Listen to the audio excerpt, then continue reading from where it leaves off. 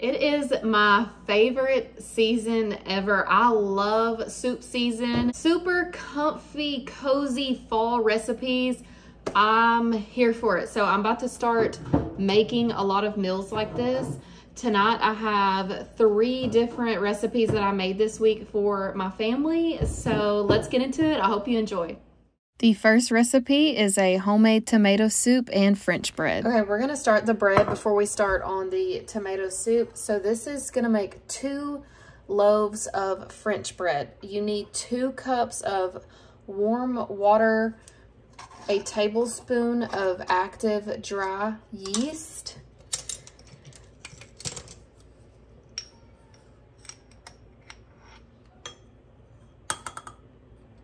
and then you need 2½ teaspoons of sugar.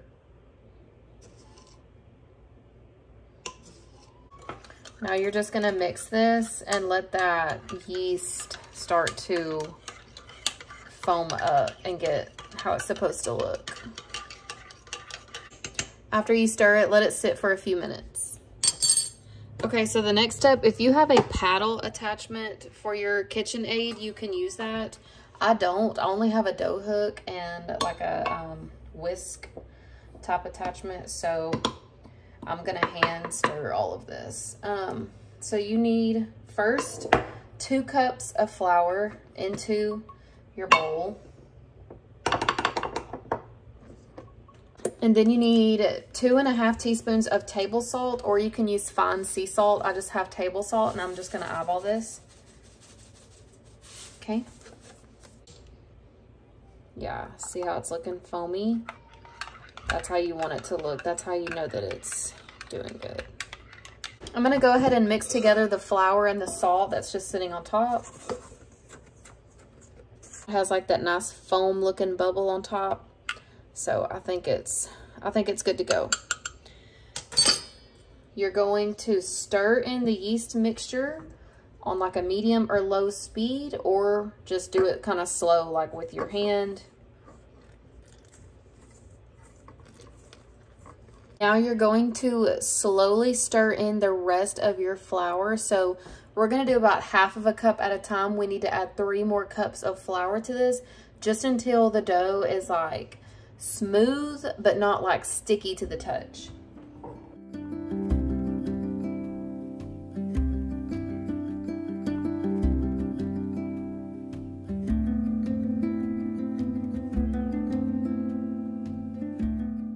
I just wanted to pop on here and say that this is the hardest part about this bread. Everything else was so easy and fast to do, but the mixing the flour in slowly and making sure everything was mixed well is the hardest part. Like, my arms were so sore after doing this. So just know that this is right here the only part that kind of takes a while. And if you have a paddle attachment, then it'll probably be much easier for you.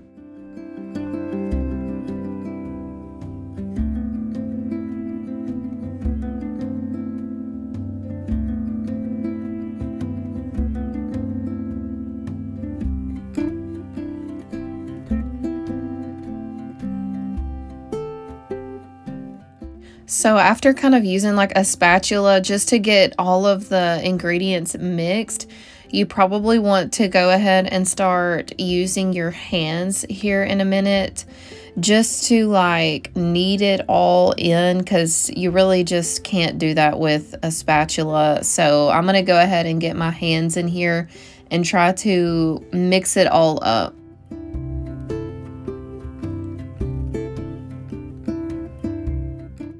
Once you've kneaded and mixed your dough, you're going to just rub about a tablespoon of oil all around the dough ball. I just kind of set it like right in my hand and swirled it around. And then you're going to leave it in the bowl and cover it for about 15 to 30 minutes. The longer, the better. Really try to go for that 30 minutes if you have time. I was a little bit in a hurry, so I don't think that mine rose the full 30 minutes, and it was okay, but obviously bread is better the longer you let it rise. So as you can see, it did rise up quite a bit. So you're just going to dump the whole dough ball out, and you're going to divide it in two. I just got rid of my dough cutter because it was getting rusty, so I'm gonna have to use like a little pizza cutter. Don't worry, I'm not actually going all the way down to my countertop. So just separate it into two pieces, and you're going to start kind of making like a cylinder with each of them, and this is going to be like how you shape your French bread. And don't overcomplicate this, because sometimes directions like written out just sounds so like, go this way, now do this. And really just like turn it long ways. Make sure you get the bubbles out. I like to roll it out and get all the air out and then kind of form my dough.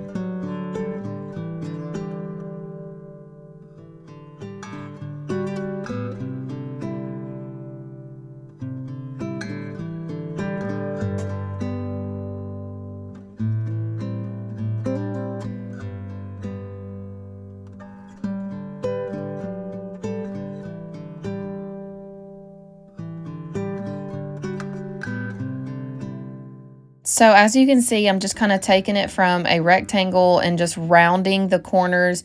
And really the most important part here is to just make sure you pinch in all of the creases and all the little places where you folded, just seal everything in.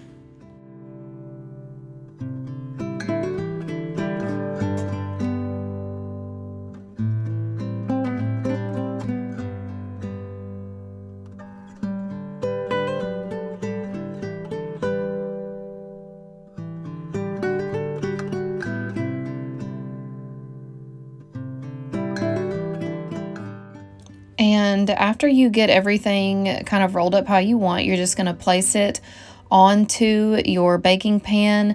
I'm just using a stoneware cookie sheet. If you have like the silicone placemats or whatever that go in the oven, those would be great for this recipe so the bread doesn't stick.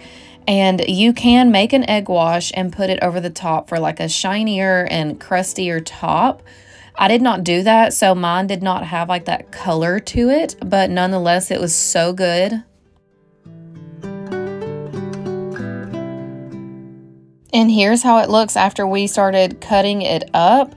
It was perfect. It tastes amazing, and honestly, it would be so good if you kind of cut a little bit of the middle out and make homemade po' boy sandwiches. Like, it was so good. For the tomato soup recipe, you're going to preheat your oven to 425, and you're going to cut the head of a garlic bulb all the way off, and you're going to put oil all over it and wrap it in foil, and then you're going to season it with some salt and pepper.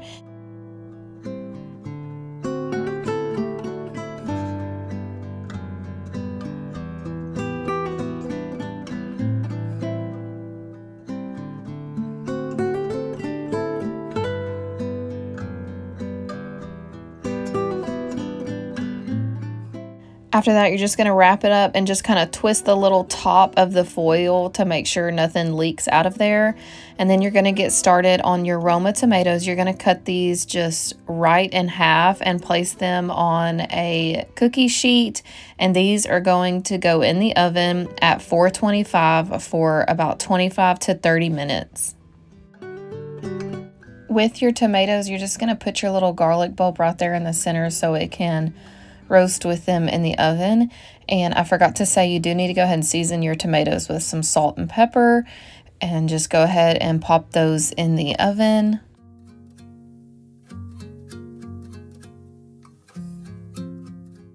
While your tomatoes are roasting in the oven, you're going to go ahead and get the rest of the soup ready. So one medium-sized yellow onion needs to be chopped or diced, and you're going to put that in your pot or Dutch oven with some oil or butter. I just used my avocado oil, and you're going to cook those down until they're kind of translucent.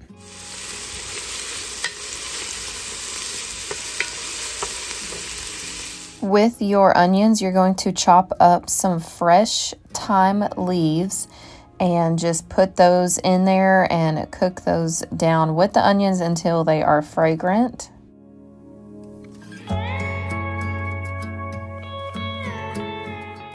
You're just going to cook your thyme in there until it's just fragrant.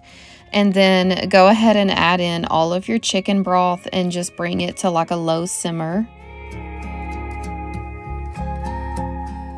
While you're bringing your soup up to a low simmer, go ahead and flip the tomatoes over so the other half and the other side can cook.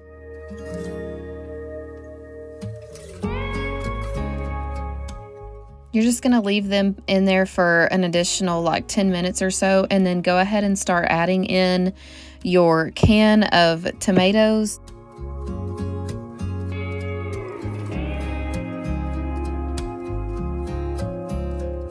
And then I went ahead and added my salt and pepper into the pot at this point.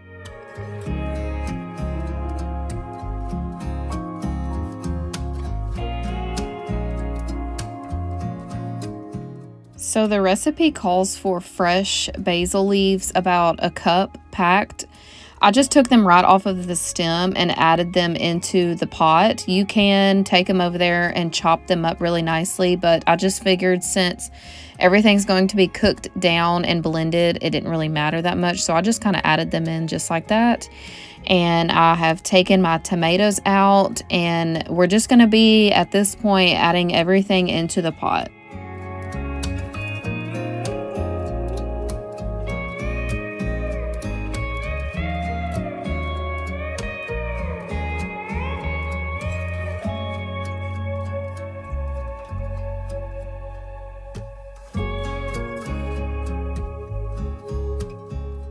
Now you want to bring everything to a boil for a little bit, and then go ahead and add your roasted garlic cloves in there. Mine kind of stayed whole.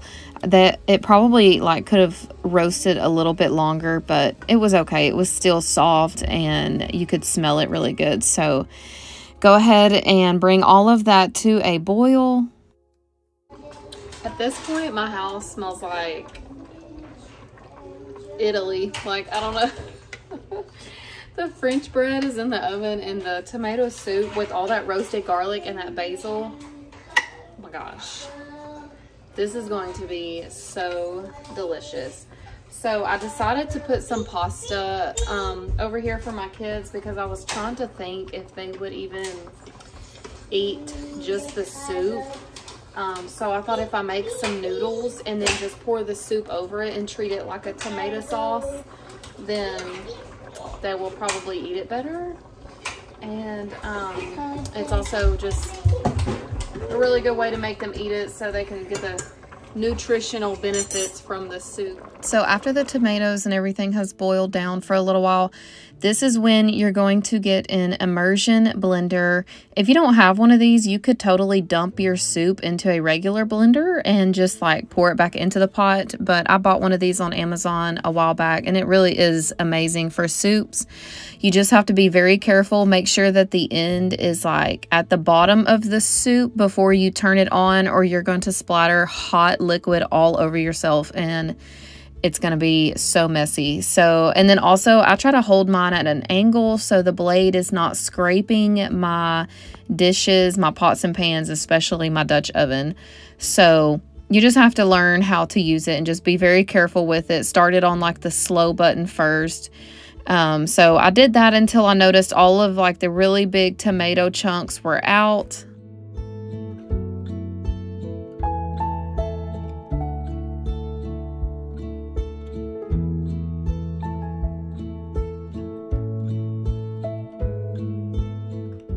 Now, this is kind of what turns this soup into a bisque, some people say, but I don't really care. I do not skip this step. I love it. 1 cup of heavy whipping cream right into the pot, and you can let it simmer for about 10 to 15 minutes more. I served mine right up with the French bread. The French bread came out really good. It probably could have cooked a little longer just to get like a golden color on top, but it was still done. And I put some Parmesan right on my bowl of tomato soup, a little drizzle of heavy cream, and then I put a little spoonful of some pesto, and it was so good. This is definitely a good fall staple comfort meal. I definitely recommend you make this for your family. The next meal I have to share with you is Philly cheesesteak sloppy joes, and here's everything you need for them. This one is hearty, it is earthy, it is flavorful, and it's probably going to please the men in your family. You're going to start off by chopping up your yellow onion.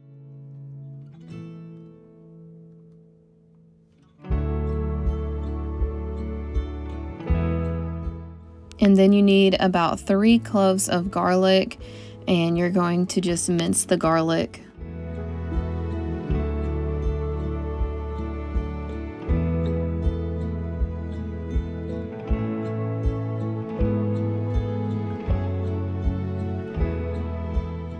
After this, go ahead and add a couple tablespoons of whatever cooking oil you like to your pot. I use avocado oil, and I had some frozen green bell pepper that I chopped up a while back and I freeze it.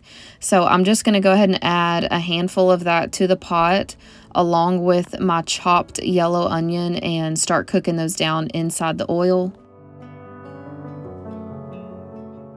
After your peppers and onions have softened and cooked for a little bit, go ahead and add your 1 pound of ground beef to the pot and break it all up. I'm going to season my meat. The recipe doesn't say to season the meat, but I just can't put ground beef in there and not season it. I'm just doing a little garlic powder and a little Slappy Mama because the sauce has a lot of seasonings in it. And then you're going to take your brioche buns and you're going to lay them all out on a pan face up, all open. And we're going to slather some mayonnaise right on top. You can use butter, but if you know, you know. Mayonnaise is so much better for bread. Like, if you've never made a grilled cheese with mayonnaise instead of butter, you really need to try it. It is so good. It comes out like the crispiest and just a flavorful bread. So I just did a thin layer of mayonnaise on the tops and the bottoms of the buns. And the purpose of this is you're going to put them in the oven and toast them at 400 for only about 5 minutes before you put the meat mixture on them. So while you're waiting on your buns to bake for 5 minutes, go ahead and make your cornstarch slurry. You're just going to add 1 tablespoon of cornstarch right into your beef broth.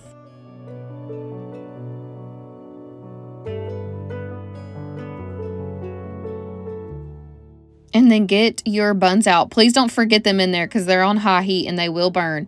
Once your buns are set into the side, go ahead and add your garlic in with the meat because at this point you want that to start getting fragrant, and break everything up. Make sure the meat is all cooked, and then you're going to go ahead and start adding your cornstarch and beef broth and all the other ingredients. You need 2 tablespoons of ketchup, 2 tablespoons of Worcestershire sauce. I'm just eyeballing these. And then you need a half a teaspoon of Dijon mustard because that is strong. You could probably use regular mustard for this, but I had Dijon mustard, so I just went ahead and used it. And then the spices and seasonings that's listed in the recipe, I will list all of that. Add it all into the meat, and then you're gonna let this simmer until you have a sauce, but it's not super liquidy. So you want it to look saucy, but you don't want it to look runny.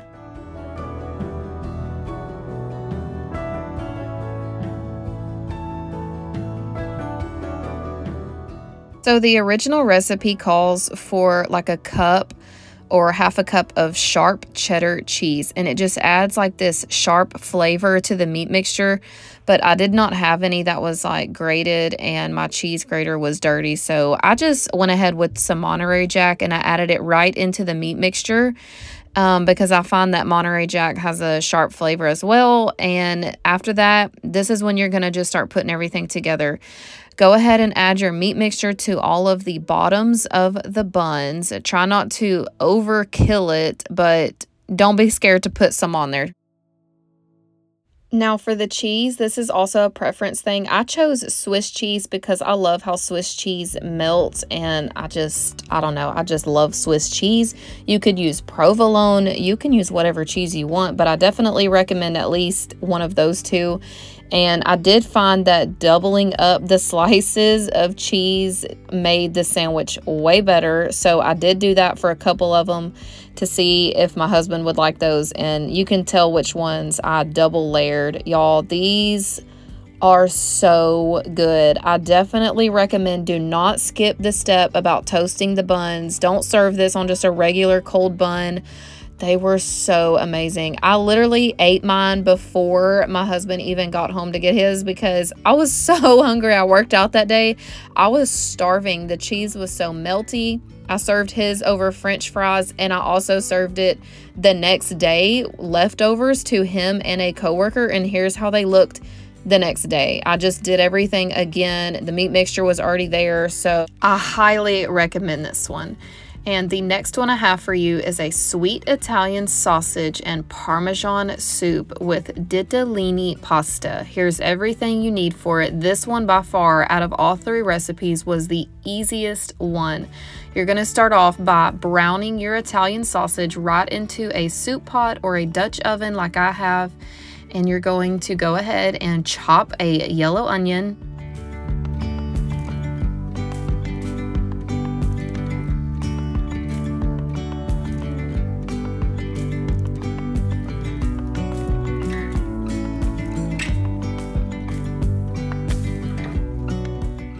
After your onion, go ahead and get a few cloves of garlic, 3 to 4, and mince those as well. I used so much garlic this week for all of these recipes, and I'm not mad about it. I love garlic, but I was so tired of chopping up garlic.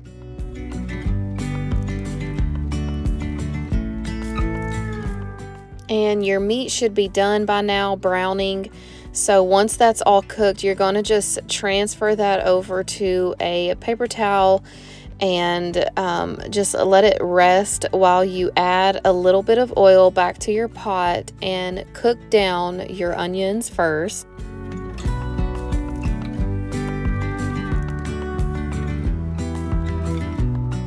My sausage did not have like a whole lot of grease and fat left over, but it did have a little bit, and I just left it in there for them onions to cook in and get some of that flavor. And once those were pretty soft and translucent, then you're just going to go ahead and add your garlic in there and cook that down until fragrant.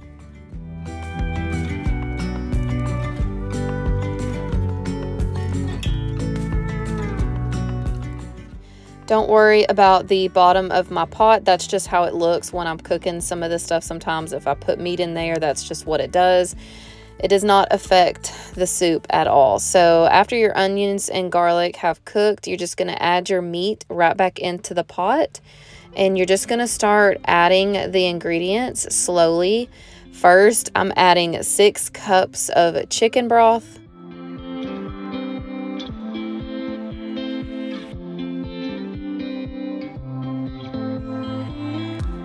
Next up, you're going to add all of your seasonings. I will have all of them listed in the description box. Of course, I added a few of my own to the original recipe.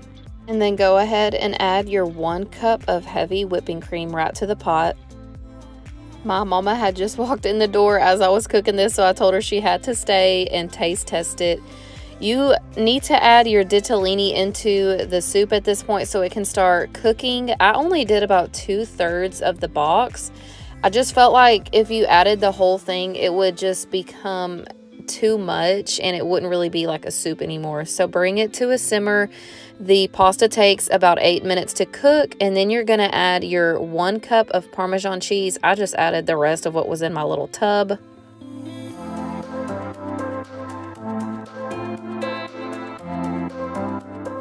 It only takes a few minutes for everything to marry together, and y'all, this one may not be a looker, but the flavor that is packed in this little bowl of soup is so delicious.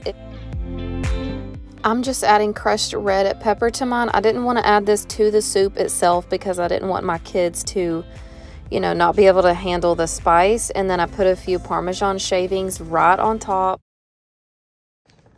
You wanted it? Maybe as I try it. Hold on. Okay.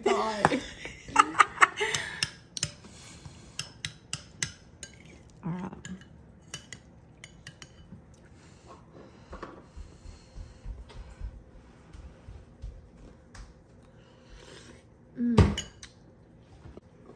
Oh, good. Is it good? Yeah, it is. Look, and we got leftover French bread from the tomato soup. It reminds me of Zuppa Toscana at Olive Garden. Nice. So there it is, friends. Everything was delicious. I just served it with that homemade French bread. I had half of a loaf like left over.